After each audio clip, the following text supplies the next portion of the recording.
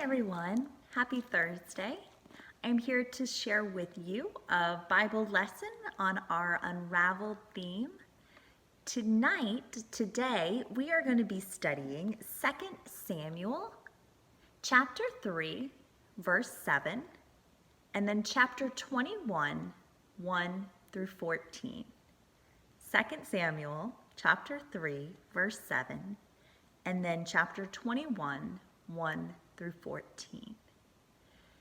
The theme of this week is public grief inspires action. And so when I first read through this scripture last week, I said, "What?" And then I read it again, and I said, "Huh?" I read it a third time. I looked on commentaries, and still, "What?" I called Jeff, and he said, "Yeah, I know. This isn't easy."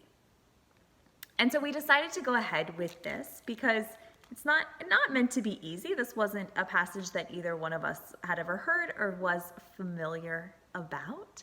And we said, you know what, God is going to show us what it is that we need to say, and maybe show people what it is that they need to get out of this scripture lesson. So what I did was go in my Bible. I like to read the Message Bible. If I'm looking for comfort and words that I've heard growing up from scripture, I like the King James Version, versions like that. But the Message Bible is great because it gives everyday New Living Translations. And what I like about my version of the Bible is that at the beginning of every book of the Bible, there is a introduction to the book. Some are longer than others, but it helps give a little bit of background, sometimes historical background, biblical background, and kind of summarizes what you can expect to find in that book. And so when I read the introduction to 1st and 2nd Samuel, there was a part in it that made me go, okay. So it says, most of us need to be reminded that the stories are not exemplary in a sense that we stand back and admire them, like statues in a museum. Rather, they are immersions into the actual business of living itself. This is what it means to be human.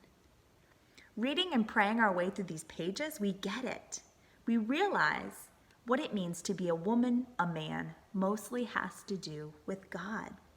These stories do not show us how we should live, but how in fact we do live, showing us the stuff God uses to work out his purpose of salvation in us and in the world.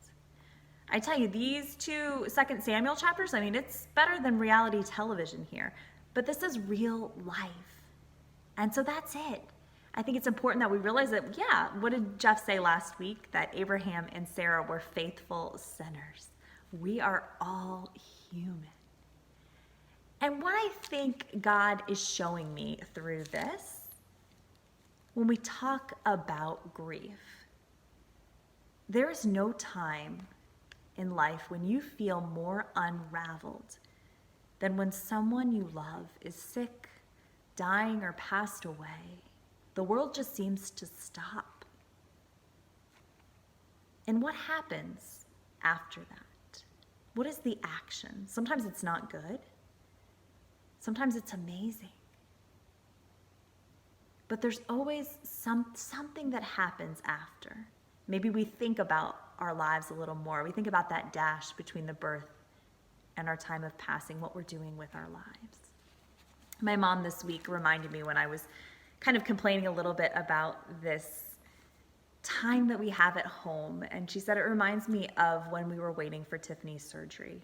They didn't know when we were going to be called to go down to Miami for the surgery, and even then we didn't know when they would schedule it. And so it was a period of waiting for us, anxiously waiting, not knowing when we would go, but it turned out to be a blessing.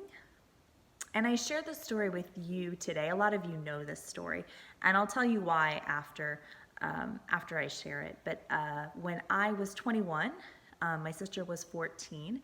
She had a surgery. It wasn't a life-threatening surgery, but she wasn't able to go to school because of some swelling in her legs. So we took her down to a hospital in Miami. The doctors were confident that they could fix it and make her life a little bit easier and better. And so the surgery went through great. The doctor came out and said, I'm really happy. I think he even offered us some banana bread or some cookies and said, things are great. Everything's fine. But then in the next couple hours, it wasn't fine. Her heart wasn't strong enough to have withstood the surgery. And so as the doctors came in and told us that there was nothing that they could do, we were unraveled.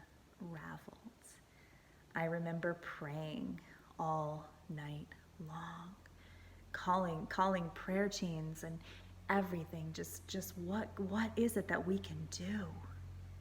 And then I remember going into the bathroom at the hospital. And I just, again, God, please, please. And in that instant, I suddenly was filled with warmth. I've never felt such a sense of peace before in my life. And so I came out and I told my mom, I said, Mom, she's gonna be okay. And in that moment, she passed. And I tell you this because as I don't understand this Bible sometimes. I don't have a doctorate degree. I've never been to seminary. All I learned about the Bible, I learned in Sunday school. I learned from my pastors, and I learned from people like you, people in my church, in my congregation who shared stories just like that with me of everyday life, that when you think all hope is lost, God shows up. And that is how I am able to be in this position, the director of faith formation in charge of children and youth, not because I understand every single word of this book, but because I know without a doubt in my mind that there is a God. And I know that He is good and that our loved ones go with Him when they leave our presence.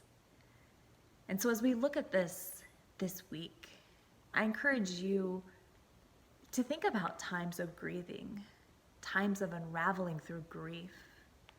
Where have you seen God show up? Maybe push you to action. Maybe make you see things in a different way. The unraveling of grief never gets easier. It doesn't matter how many times we've experienced it or how prepared we think we are. Every time it knocks us off our feet. But every single time, God is there. And our church community and our friends and our family are there. I know every time that I've been to a funeral, I'm left feeling so much love, so uplifted by everyone who comes together to celebrate. And so tonight, I ask you to ponder those questions. Where has God shown up in your grief and inspired you to action? And read this book. And if you have some greater thoughts about what it says to you, please share it with me, because I am always willing to expand my knowledge and learn more. So what is Riz's path? What is she telling you? What is this story telling you? We can send emails to the Trinity page or on the Facebook page. You can write a message to the page or just personal message me. I'd love to hear from you. I hope you have a blessed night and enjoy these days that the Lord has given us. Thanks.